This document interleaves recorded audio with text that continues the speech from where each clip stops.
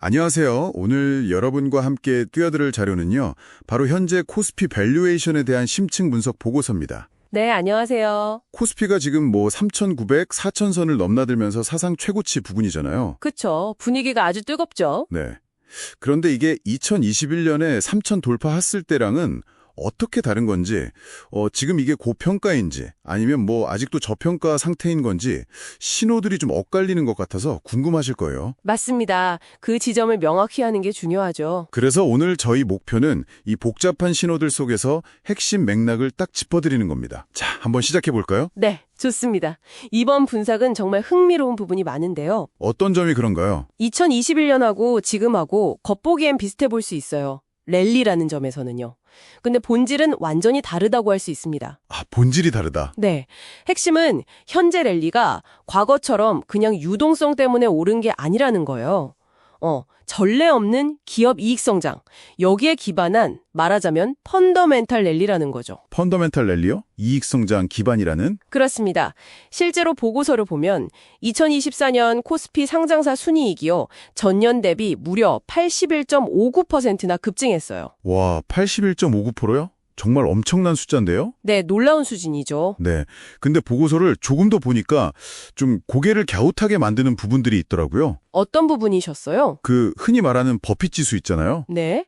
이게 역대 최고치인 150.92%로 거의 과열 경고등이 켜진 수준인데 네, 그 수치는 상당히 높죠. 근데 또 주가 수익 비율 PER이나 주가 순자산 비율 PBR 같은 지표들은 2021년 고점보다 훨씬 낮고 심지어 글로벌 시장하고 비교하면 여전히 싸다, 저평가다 이런 평가가 나온다는 거죠. 맞아요. 그게 좀 이상하게 보일 수 있습니다. 네, 이게 도대체 어떻게 된 건가요? 바로 그 지점이 이번 분석의 핵심인데요. 구조적 괴리, 영어로는 디커플링이라고 하죠. 시장과 실물 경제의 약간의 탈동조화 현상, 여기에 주목해야 합니다. 구조적 괴리요? 좀 더 설명해 주시죠. 네, 그 버핏 지수라는 게 시가총액을 GDP로 나눈 거잖아요. 네. 이게 이렇게 높다는 건 코스피 상장사들의 이익, 특히 반도체나 방산처럼 글로벌 경기에 영향을 많이 받는 기업들 이익이요. 이게 우리나라 전체 GDP 성장세를 아주 훨씬 앞질러 버렸기 때문입니다. 아, 기업 이익이 국내 경제 성장보다 훨씬 빨리 커졌다는 거군요. 정확합니다. 이건 단순히 숫자가 다르다는 걸 넘어서 어쩌면 한국 증시의 체질 자체가 좀 변하고 있다는 신호일 수도 있어요. 국내 경기와는 좀 별개로 글로벌 경쟁력을 갖춘 기업들이 시장 전체를 끌어올리는 힘이 강해졌다. 이렇게 볼 수도 있고요. 그렇군요. 그래서 이게 2021년 같은 그런 유동성 버블 신호라기보다는 한국 경제 규모에 비해서 증시가 너무 커진 어떤 구조적인 상황을 보여주는 것에 좀 더 가깝다고 해석하는 게 맞습니다. 아, 구조적인 변화의 가능성이라니 더 흥미로운데요. 그럼 PER 기준으로 좀 더 자세히 들여다볼까요? 2021년 고점에서는 PER이 거의 33배 가까이 치솟았었잖아요. 네, 32.95배였죠. 상당히 높았습니다. 근데 지금은 지수가 그때보다 훨씬 높은데도 12개월 후행 PER은 18.87배 정도밖에 안 된다고요? 맞습니다. 주가는 올랐는데 PER은 오히려 낮아진 거네요. 그렇죠. 주가, 즉 P 프라이스가 오른 것보다 이익, 이 어닝스가 훨씬 더 폭발적으로 증가했기 때문에 P 나누기 2인 PER은 오히려 낮아진 겁니다. 아하. 그리고 미래이익을 반영하는 선행 PER도 계산해보면요. 약 10.7배에서 11.6배 수준 정도로 추정이 돼요. 10배, 11배 수준이요? 네. 근데 이게 지난 10년 평균치가 한 10.3배 정도거든요. 거의 비슷한 수준이죠. 그러네요. 평균 수준이면 과열이라고 보긴 어렵겠군요? 그렇죠. 과열과는 거리가 좀 멀다고 볼 수 있습니다. PBR도 마찬가지예요. 지금 한 1.37배 정도로 나오는데 1.37배? 네, 글로벌 평균이 한 3.4배 정도 되고요. 다른 신흥국 평균도 2.0배 정도 됩니다. 비교해보면 여전히 현저히 낮죠. 아, 아직도 그렇게 차이가 많이 나는군요. 네, 이게 바로 우리가 흔히 말하는 만성적인 코리아 디스카운트의 한 단면이라고 할 수 있습니다.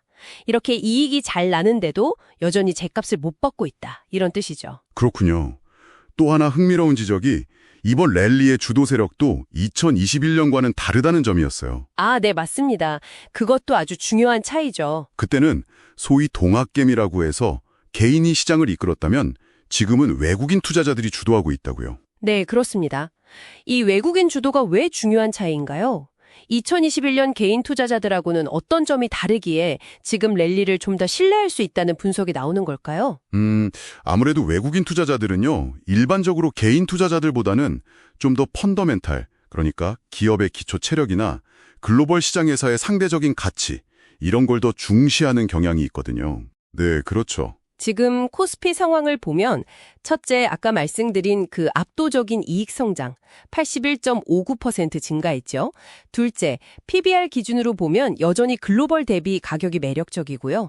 셋째, 최근 정부에서 추진하는 밸류업 정책에 대한 기대감까지 좀 더해지니까요. 아, 밸류업 기대감. 네, 외국인 입장에서는 이게 충분히 합리적인 매수 근거가 있다, 이렇게 판단하는 겁니다. 실제로 보면 외국인이 최근 5개월 연속으로 순매수를 기록하기도 했고요. 5개월 연속이요? 네, 단순히 그냥 돈의 힘, 유동성에 기댄 랠리가 아니라 실제 기업 가치 개선에 기반하고 있다는 점에서 질적으로 다르다, 이렇게 볼 수 있는 거죠. 알겠습니다. 그럼 밸류에이션 자체는 뭐 비교적 건전해 보이는데 우리가 가장 주의 깊게 봐야 할 위험 요인, 이건 뭘까요?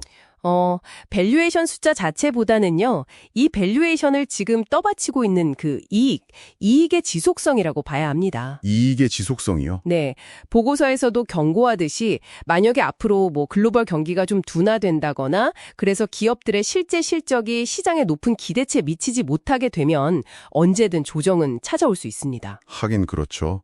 기대가 너무 높으면 실망도 클 수 있으니까요. 물론 뭐 최근에 미국 연준에서 금리 인하를 다시 시작할 가능성도 나오고 금리 환경 자체는 좀 우호적으로 변하고 있는 점은 긍정적인 신호이긴 합니다만 네, 그건 좀 다행이네요. 네. 하지만 결국 이 랠리의 핵심 동력은 기업 이익이라는 점, 이걸 잊지 말아야 합니다. 네, 알겠습니다. 정리를 한번 해보자면 현재 코스피는 버핏 지수 기준으로 보면 국내 경제 규모에 비해서는 다소 좀 부담스러운 레벨까지 올라왔다. 네, 그건 맞죠. 하지만 폭발적인 이익 성장 덕분에 PR이나 PBR 같은 전통적인 밸류에이션 지표는 오히려 안정적이고 또 글로벌 기준에서는 여전히 매력적인 수준이다. 그래서 펀더멘털 기반의 랠리다, 이렇게 요약할 수 있겠군요. 정확합니다. 그리고 가장 큰 리스크는 밸류에이션이 무너지는 것 자체보다는 이 강력한 이익 성장세가 앞으로도 계속될 수 있을까 하는 그 불확실성이고요. 맞습니다. 그러니까 버핏 지수가 높다고 무조건 거품이다 라거나 또 PER, PBR이 낮다고 무조건 안심해도 된다, 이렇게 단정 지을 순 없는 좀 더 복합적인 시각이 필요한 상황인 거죠. 그렇군요. 네, 현재 상황을 좀 입체적으로 이해하는데 이 분석이 중요한 틀을 제공해 줄 겁니다. 자, 그럼 오늘 분석을 바탕으로 당신께 이런 질문을 던지면서 마무리하고 싶습니다. 네, 어떤 질문이신가요? 보고서에서도 언급된 그 코리아 디스카운트의 오랜 원인들 있잖아요. 예를 들면 낮은 자기자본이익률, ROE라던가 복잡한 지배구조 문제, 또 주주 환원이 좀 미흡하다는 점 같은 것들이요. 네, 고질적인 문제들이죠. 과연 지금과 같은 이런 강력한 이익 성장세, 이것만으로 이 해묵은 할인이 완전히 해소될 수 있을까요? 아니면 정부가 추진하는 밸류업 프로그램 같은 어떤 구조적인 변화의 성공 여부, 이게 결국 더 결정적인 열쇠가 될까요? 한번 깊이 생각해 보시면 좋겠습니다.